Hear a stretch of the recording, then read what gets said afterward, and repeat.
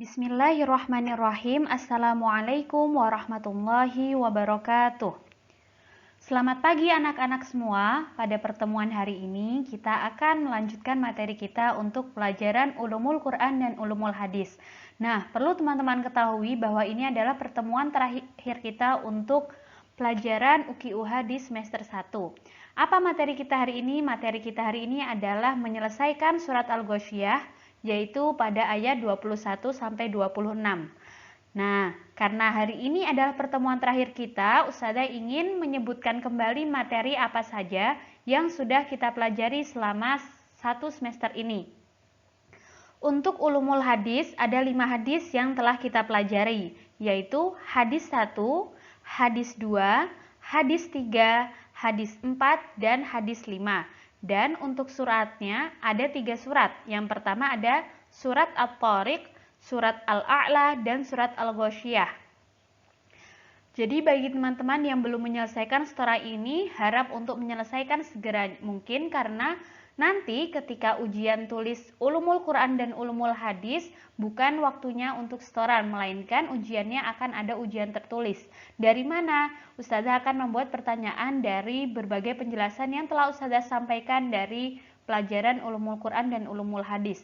Teman-teman boleh mencari tahu sebanyak mungkin tentang makna atau kandungan surat serta hadis yang telah kita pelajari, dan teman-teman pahami sebaik-baiknya.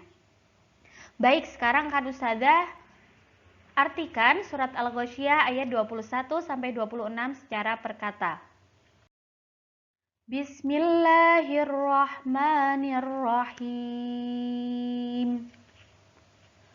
Ayat 21. Fadzakir innama anta mudzakir. Fadzakir, maka berilah peringatan.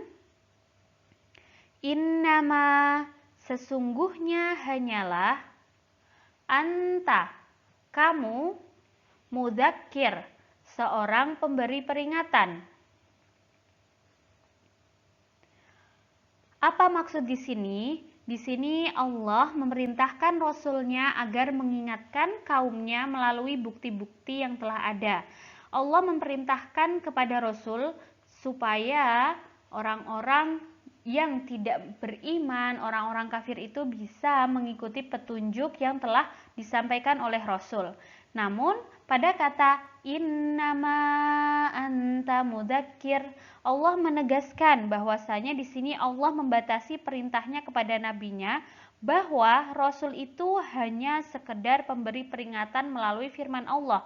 Maksudnya apa? Rasul di sini diutus hanya untuk memberi peringatan, dan Rasul itu tidak berkewajiban untuk membuat mereka itu beriman. Artinya Rasul memberi peringatan, tapi tidak bisa memaksakan orang-orang itu untuk langsung beriman kepada Allah. Tugasnya adalah memberi peringatan dan pembawa berita gembira.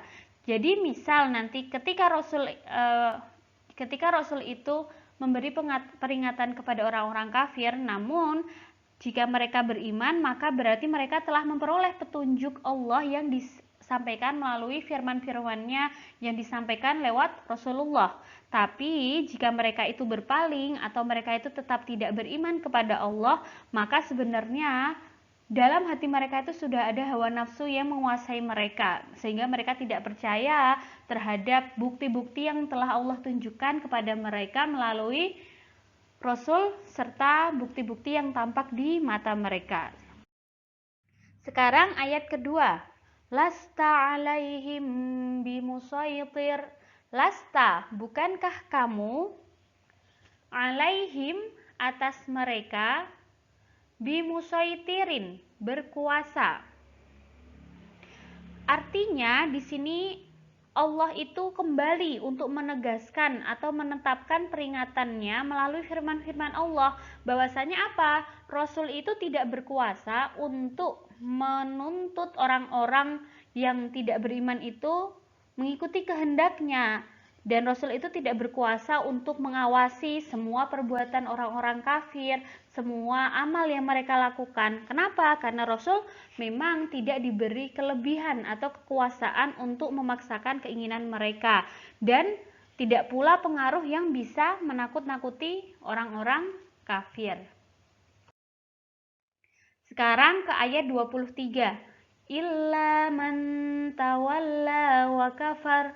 Illa, kecuali man, orang, tawalla, yang berpaling, wa kafar, dan kafir.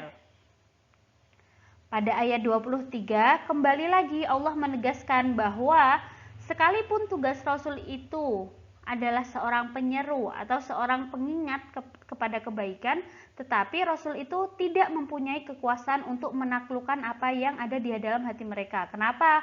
Karena hanya Allah yang bisa menguasai hati manusia, hanya Allah yang bisa mengetahui apa yang ada di dalam hati manusia, termasuk apa yang ada di dalam hati orang-orang kafir tadi. Ayat 24, fayu'adzibuhumllahul 'adzabal akbar. Fayu'adzibuhu, maka akan menyiksanya Allah al-'adzaba, siksaan, al-akbar, yang besar. Di sini Allah menjelaskan barang siapa di antara orang-orang itu berpaling dari Allah, tidak mengikuti perintah Allah, maka Allah akan menyiksa mereka dengan siksaan yang besar di hari akhir nanti. Bahkan di dunia pun mereka akan menerima siksaan, misalnya terbunuh dalam peperangan, tertawan, atau harta bendanya diambil, dan masih banyak contoh lainnya. Itu tadi merupakan siksaan yang Allah berikan kepada mereka. Ayat 25. Inna ilaina iyabahum. Inna, sesungguhnya, ilaina, kepada kami, iyabahum, kembalinya mereka. Pada ayat ini Allah mempertegas siksaannya kepada mereka yang berpaling dan ingkar.